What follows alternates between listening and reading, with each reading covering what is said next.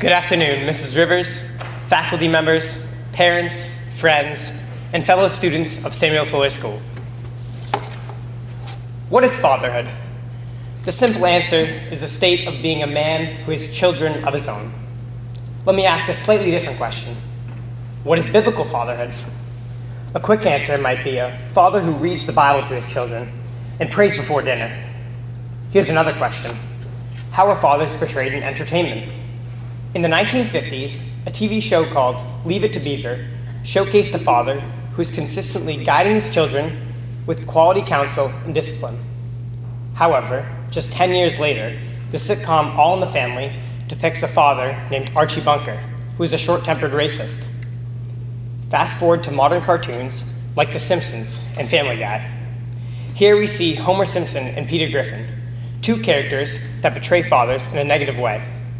Neither are wise, neither are strong. Both are fools, both are weak.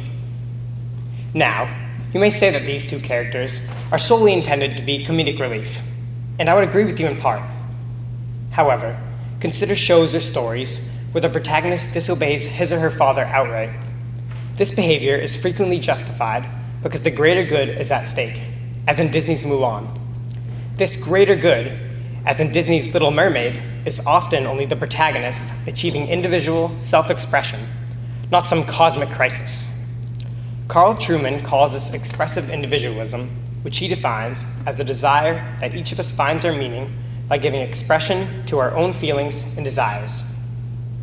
Now, true, many of these stories are cautionary tales. But all this leads me to ask several questions. Is fatherhood truly valued in our culture, or is it under attack? Has our culture's view of fathers become twisted? Before I attempt to offer any answers to these questions, let me first help you obtain a better picture of fatherhood itself. Fatherhood is an institution that has existed from the beginning. To gain a fuller understanding, we must look to what the ancients have said about it, starting with the Greeks. In his Republic, the philosopher Plato advocated for the elimination of the family unit.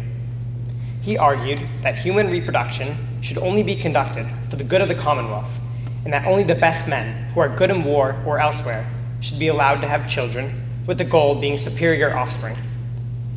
Any children conceived, Plato taught, should not know their parents. The overall goal of this was to make both child and parent more loyal to the state. Then, these children would be given to officers who would bring them to certain nurses, who would raise them up to be good citizens of the state. Aristotle differed greatly from his mentor Plato on the family unit. In politics, he writes, "A husband and father rules over his wife and children, both free, but the rule differs, the rule over his children being a royal, over his wife a constitutional rule." For Aristotle, the father rules as a king over his children, who are free, but not as equals. However, the husband rules as an executive over his wife, who is free, with whom he is bound by constitution, agreement, or covenant. The idea is similar to when free people bind themselves together by means of a political constitution to create a city-state or a country.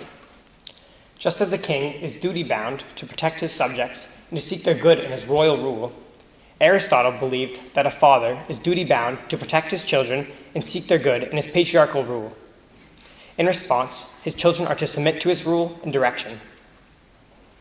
Now, I will consider what two medievals have written concerning fatherhood. First, Augustine writes the following about fatherhood in his Confessions.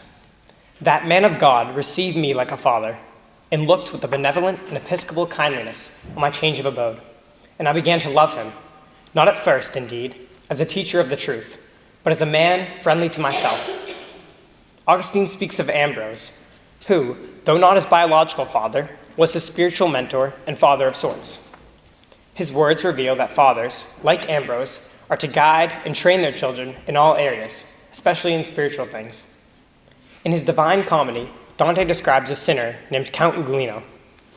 Count Ugolino betrayed his city and was imprisoned with his children in a tower, where they all starved. Ugolino's children say to him, "Father, it would give us much less pain if you ate us. It was you who put upon us this sorry flesh. Now strip it off again." Simply put, Ugolino's children offered their flesh for their father to eat, so that he could survive. Ugolino concludes his story with these words, Then fasting overcame my grief in me. Dante places Ugolino in the ninth circle of hell, the location of traitors, because the cannibal count not only betrayed Genoa, but also abandoned his fatherly responsibility to his own children. Like the Titan Kronos, the count presumably consumed his own children. In modern literature, fathers often tend to gravitate to one of two extremes: weakness or abusive selfishness. Concerning the first, many fathers are viewed to be weak and do not discipline their children. An example of this is Mr. Bennet in Jane Austen's Pride and Prejudice. As the father of the Bennet household, he has 5 very different daughters. Though he loves them, Mr. Bennet does differ in the amount of affection and attention he shows to each individually, and it is clear that he favors Lizzie above the others. He is often presented as a weaker father who does not properly discipline his children. These shortcomings as a father eventually contribute to the scandalous actions of his youngest daughter, Lydia. Lydia is a rambunctious girl whose parents' lack of interest in her comes out in unfortunate ways, causing her to foolishly elope with Mr. Wickham. It is clear that Mr. Bennet's failure as a father to lovingly discipline and guide Lydia played a significant role in the fashioning of her nature. In other modern literature, we see portrayals of fathers who are abusive figures. An example of this type of fatherhood can be found in Great Expectations by Charles Dickens. In the story, since his parents have died, Pip is raised by his older sister, who regularly abuses him. His uncle, Mr. Pumblechook, who assumes the role as his father, wants nothing to do with Pip at all, being more selfishly interested in his own affairs. At one point, his uncle tells Pip, "Be grateful, boy, to them which brought you up by hand." His uncle not only condones the beating Pip receives from his aunt, but also tells him that he should be grateful for it. We see similar portrayals of violent or abusive fathers in the likes of Pap Finn and Huckleberry Finn and Bob Ewell of To Kill a Mockingbird. Both these characters are drunks who are hated in their individual communities. In all of these cases, the fathers are weak-minded individuals who exercise cruelty as a way to empower or build themselves up. Is this what God intended fathers to be? At this point, I will now present some statistics that demonstrate how important fathers are for their own families and society in general. A 2007 study by Collier-Meteorosis found the lack of maternal involvement are productive of juvenile delinquency. The more opportunities a child has to interact with his or her biological father, the less likely he or she is to commit a crime or have contact with the juvenile justice system. A 1991 study found that in female inmates, more than half came from a father-absent home. The study continues. Youths who never had a father living with them have the highest incarceration rates, while youths in father-only households display no difference in the rate of incarceration from that of children coming from 2-parent households. In the article, Father-Absent Homes, Jared Brown highlights the relationship between the presence of a father and the physical health of his children. Children with higher body mass indices are more likely to come from father-absent homes. Another 2007 study found that a father's parenting style was a better predictor of whether a child would become obese. Fathers who were present and used more authoritarian parenting styles had children who were more physically fit than fathers who were absent, and if sporadically involved, used more of a permissive approach. Mothers' parenting styles had little to no effect on obesity and fitness levels. As this study demonstrates, good fathers not only train their children to be physically and mentally fit, but also discipline them so they are less likely to turn down the wrong path. Consider again Lydia Bennet, whose irresponsible behavior resulted from her father's failure to discipline her. Before I share my arguments for biblical fatherhood, let me first offer some definitions that will be used throughout my thesis. The first is patriarchy. Patriarchy is a social system where men hold ultimate power over women. This latter term is commonly used in modern culture to indicate a system in which women are systematically devalued, demeaned, and oppressed by men. A second term I will define is biblical fatherhood. Biblical fatherhood is a state in which a biological male images God to his children by providing for them, protecting them, and spiritually leading them. Now that we have a working definition of biblical fatherhood, let us look at it in greater detail. First, the father is the God-ordained head of the home. One aspect of this responsibility is discipline. Fathers should be the principal disciplinaries of the home. Some argue that homes without traditional fathers who are allegedly toxic males, may make children kinder, gentler, and better people, and less likely to suffer harm to themselves and do harm to others. However, the previously mentioned coliamidiosis study uncovered that children from father-absent homes are more likely to end up in the juvenile justice system. This demonstrates how vital the discipline is that fathers bring to the home. Fathers, generally speaking, are equipped by God to teach their children the rough side of life, things like physical labor and mental grit. Few children love adversity, but it is remarkably beneficial to young children. A second aspect of fatherhood, a second aspect of a father's headship, is that he is the spiritual leader of the home in his role as a father. Ephesians 6:4 declares to fathers, "Fathers, do not provoke your children to anger, but bring them up in the discipline and instruction of the Lord." The Greek word from which the word discipline is translated here is paideia, which can also be translated as nurture, training. This word is meant to indicate not only physical training or corrective discipline of a child, but the training of the whole body, mind, and spirit. A literary example of this is Elrond the Half-Elven in The Lord of the Rings. Because Aragorn, the future king, loses his father at a very young age, Elrond assumes the role of Aragorn's father, raising him in his own house. When Aragorn reaches maturity, he eventually falls in love with Elrond's daughter, Arwen. Elrond eventually tells Aragorn, "She shall not be the bride of any man less than the king of both Gondor and Arnor."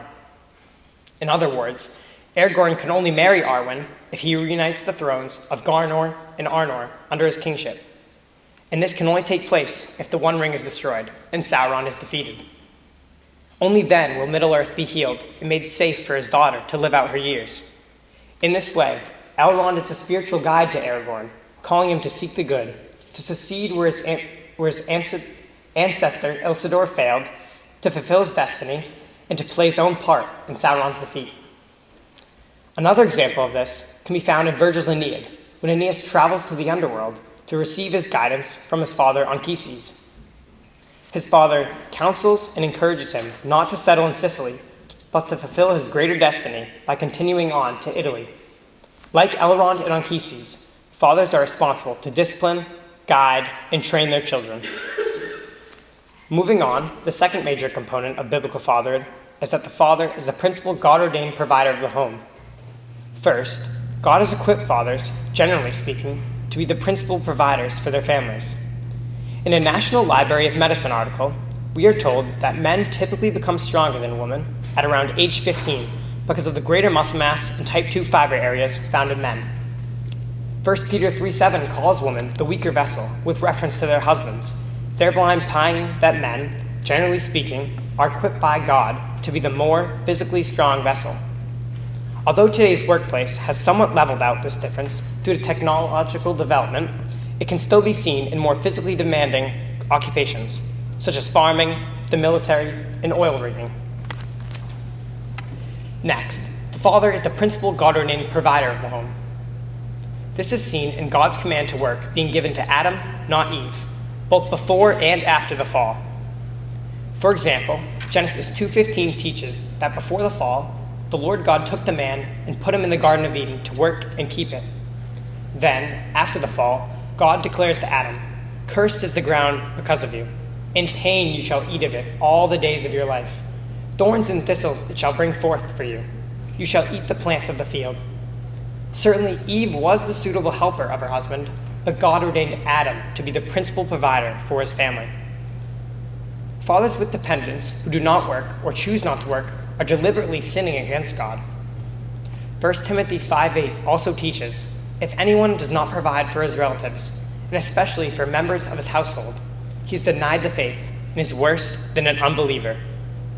Although the principle of providing for one's own household could be applied generally to any adult with dependents, Paul most likely has husbands and fathers in view due to his use of his relatives, his household, and he has denied. An article from Median states that fathers generally work more hours and thus bring in more money than their spouses. On average, men work 41 hours per week, while women work 36.3 hours per week. That is a 4.7-hour difference per week. This works out to an average of 244.4 hours per year and roughly 10 full 24-hour days of work. Why is failure to provide for one's own household such a terrible sin? Because husbands image Christ, and fathers image God the Father. When the Israelites were in the desert, God, like a father, provided manna from heaven, water from the rock, and quail for meat, so that the Israelites would survive. In a similar way, fathers are to work hard in order to fulfill their God-ordained role as the principal provider in their home. In this way, they image God the Father to their children. The third and final component of biblical fatherhood is that the father is the God-ordained protector of the home. We can see this truth in creation itself, because God created men to be physically stronger than women. As I stated before, 1 Peter 3:7 calls women the weaker vessel, with reference to their husbands. This verse does not refer to the value of woman, but to the physical strength of woman as compared to men. Even secular medicine acknowledges this fact. As I reported in the same Library of Medicine article, men beginning at around age 15 achieve greater muscle mass than women due to higher levels of testosterone. This is not an evolutionary accident, but rather the wise, intentional creation of God. Why did God create men to be stronger than women? God created man to protect women and children. Just as God the Son protects the church as his bride, and God the Father protects his children as their father, husbands and fathers are called by God to image him by protecting their wives, children, and family. The Westminster Shorter Catechism presents Christ as our kingly husband and is ruling and defending us, and in restraining and conquering all his and our enemies. We can also see that the father is the God-ordained protector, because God has emotionally equipped men to be the protector of the house. An American Psychiatric Association study found that there was a higher prevalence of specific fears and phobias in women than men. Quote, women as compared to men gave higher fear ratings for all objects and situations. Now, of course, men experience fears and phobias, and of course, women overcome many stressful, fear-causing situations. Take, for example, Rahab, when she hid the spies from the king of Jericho, or Esther, coming before the purging king without being called. However, if men are like waffles, women are like spaghetti, Christian authors Bill and Pam Farrell write, women typically express their feelings with more confrontational and hostile styles. Because women can become emotional under stress, it is easy for women to say and do things that exacerbate the problem rather than make it better. Words just roll out. Hurtful words, heated words, and the damage that can be done by them should not be underestimated. Men, on the other hand, tend to turn their fear inward and put more stress on their bodies. In short, men tend to internalize and compartmentalize their emotional response in stressful situations, which can be helpful in solving problems or navigating high-stress situations. My point is this: a husband/father is equipped by God to compartmentalize his emotions in dangerous situations to help him protect his wife, children, and family. In his God-ordained role as the protector of the family, the father is to image God the Father. In Exodus 12, we read about the first Passover, during which God protected the blood-covered houses of the Israelites from the destroying angel. Later in Exodus 13, we read that God led the Israelites out of Egypt with a pillar of fire by night and a pillar of cloud by day.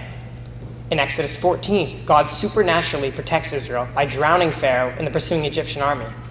Thus, the Exodus story clearly presents God as a father who repeatedly guides Israel, who repeatedly provides for Israel's needs, and repeatedly protects Israel.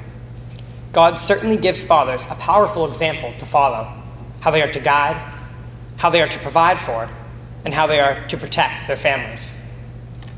Many will not agree with the arguments I have set forth, but in order to win them over, I will address their main counterarguments. One of the most common is that biblical fatherhood contributes to the so-called patriarchy.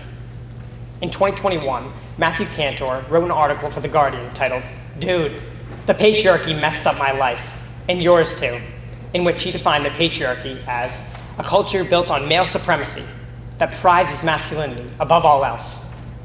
He writes, "I was a kid who adored choir practice and wanted to melt when a fly ball was hit my way, but I felt I had to pretend to be someone else." Cantor goes on further to describe that from a young age, he felt more inclined to play with dolls rather than play sports, but was encouraged to repress these desires. he states that the patriarchy, through the culture, suppressed his individuality and forced him into tiny boxes of traditional masculinity, concluding his article with the words, "Patriarchy is toxic to everyone."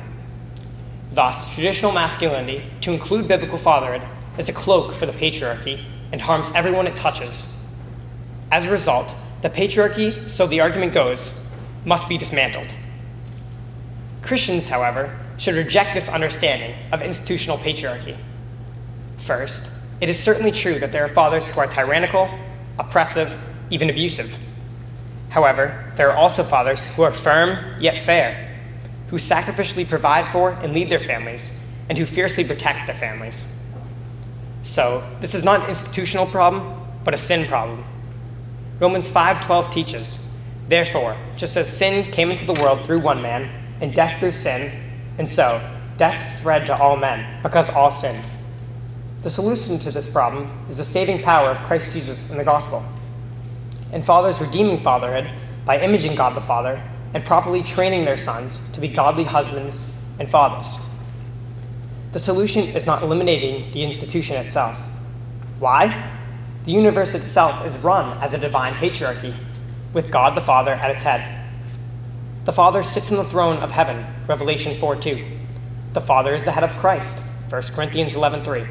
And the Father is the one from whom every family in heaven and on earth is named, Ephesians 3:14. Therefore, any attempt to remove fathers can be understood to be an attack upon God himself. Another counter-argument I will address is that fathers, let alone biblical fathers, are not needed beyond their procreative contributions. In other words, once the child is born, the state or government should assume the parent's responsibility of raising their child. As I previously mentioned, Plato entertained this idea in his Republic. Karl Marx and eventually Wilhelm Reich similarly advocated the complete destruction of the family unit. Reich states, "Thus, the authoritarian state gains an enormous interest in the authoritarian family. It becomes the factory in which the state's structure and ideology are molded." Carl Trueman interprets the statement to mean, those who argue for the traditional family as a societal good are really lackeys, witting or unwitting, of the current oppressive status quo. Thus, to rid society of oppression, people need to abolish the family unit. However, God created the family unit, and man has no authority to remove it. In Genesis 1:27, we are told, "So God created man in his own image. In the image of God, he created them. Male and female, he created them." Since man is created in God's image, every human relationship in a person's life is given by God to instruct that person about God himself. For example, just as God is the Father of all in a creative aspect, and the intimate Father of the elect in salvation, so human fathers are to image him in becoming fathers themselves. The God-ordained institution of fatherhood is a profound training ground that is designed to teach men and others about God the Father. All human fathers imperfectly reflect God the Father, but that is no basis for eliminating the institution of fatherhood itself. As I have stated before, the institution itself is not the issue. The issue is that sin has corrupted the human race to include fathers. As an analogy, consider the police force. Just because there are some bad police officers does not mean that we should eliminate all police. Such action would result in all kinds of horrors. So too, the elimination of fatherhood would have horrible consequences. The real problem for those who seek to dismantle fatherhood is not with fatherhood, but rather God himself, whom fatherhood pictures. Before I conclude, I want to recap the major points that I presented to you today. At the start, I defined biblical fatherhood as the state in which a biological male images God to his children by providing for them, protecting them, and spiritually leading them. First, the father is the God-ordained head of the home, and this involves training and discipline. Second, the father is the principal God-ordained provider of the home, and fathers with dependents who do not provide for their family are deliberately sinning against God.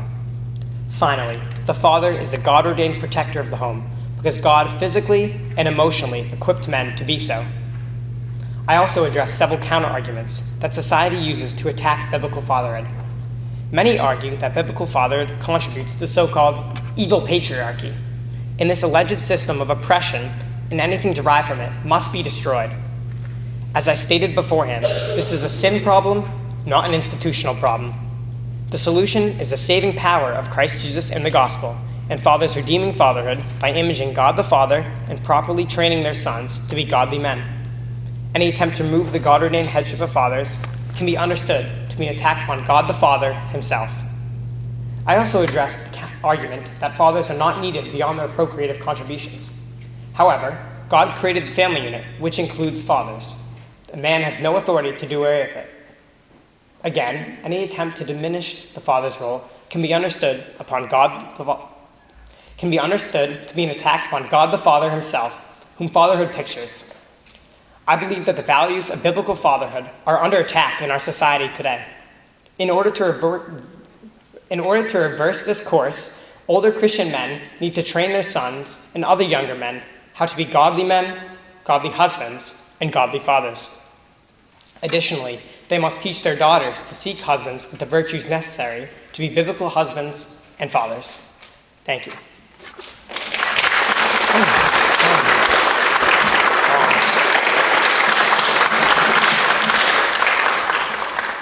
Joel, thank you. My question is related to the refutation that you did of the patriarchy. And you did mention that traditional masculinity is, at least by our culture, sometimes designated toxic masculinity. So, and I know these concepts are somewhat related, but how would you address someone who is calling what you're advocating here, which is a subset of traditional masculinity, toxic? How would you respond? I mean, in a fallen world, it is, to a sense, there can be toxicity in it, but again, it's a sin problem, not an institution problem. We see in Genesis 2:20 that God created woman as the Etzer Kenegdo, the helper fit for man. In 1 Corinthians 11:11, we're told that men and women, they cannot be independent of themselves. They need each other. In Genesis 1:31, we're told that God created everything to be good. So in a pre-fall context, Adam and Eve were made perfect for each other. So after the fall, as we're supposed to image God, we're supposed to be that perfect person for that other person. So that toxicity that they say, yes, it does happen in society today, but there's also toxic feminism. In post-fall, there's going to be sin. I guess since Mr. Maxey stole my question, what do you make of, so I think there's sometimes sort of a third way it's presented. A lot of Christians who would consider themselves faithful to the Bible would concede that there is a biblical view where men are the head, and they would admit that it's not patriarchy. They still say that's not God's vision. In other words, sort of like polygamy was tolerated in the Old Testament, right? It's not endorsed, but tolerated. There are some who argue that Paul says a lot of things about the roles of men and women that we're not supposed to take seriously because he was contextualizing his arguments to the culture of the time. And he was making allowances for the very patriarchal culture of the New Testament. But in reality, God's vision was that men and women would have equality of roles. And verses they might appeal to would be when Paul says, in Christ there is neither male nor female. And so it's saying there are hints, if you read the Bible carefully, you can see that God's true plan was for absolute equality of roles, and a lot of times that's in the context of the church, but also in the family, and might also. Yeah.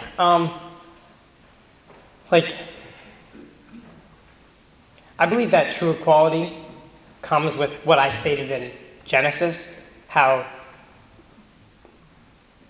there is true, in pre-fall, there is true equality, equality with the two, but God still, I believe that there's a reason that God said that Adam was the one to work in the garden.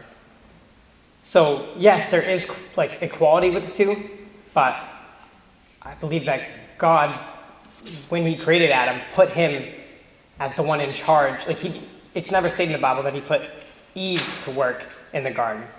He put Adam to work in the garden, which is up for like interpretation, but I believe that God didn't put Adam as like in control over Eve, but both equal to themselves. Adam was the one who was to be not in charge, but like to be like the head of the garden. So you're saying that this is a creational, pre-fall order that is not impacted by Yeah. sin, right? Mm-hmm. Thank you. No problem.